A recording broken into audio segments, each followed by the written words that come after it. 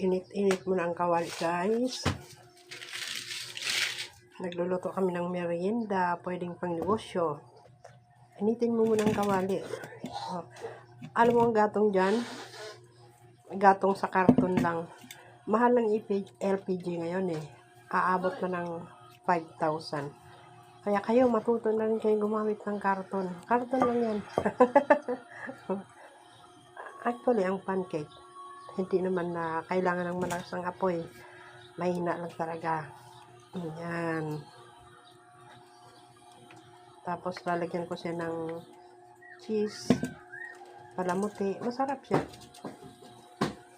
Pwede rin, kahit ano, kasi nakikita ko kasi sa mga tindahan. Ang pancake nila plain. Yan kasi, pancake with cheese. Ang ginawa ko, lalagay ko sa taas. Yan. Oh, diba?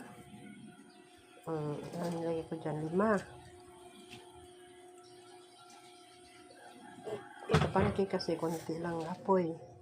Pwede siya masunog. Kasi kung lakasan mo siya, susunog ang ibabaw. Yung ilalim, hilaw. Ayan, binaliktad ko na siya dyan. Ayan. Idagdag ko to sa business ko. Pero meron siyang cheese. Kasi sa iba, hindi. Walang cheese. Ayan, tapos na siya, guys. Kayo inaanyayahan kong kumain. Punta na kayo rito.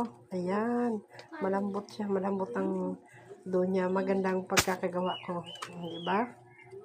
Unat-unatin pa natin yan. Bali-balik ta rin. Parehas siya.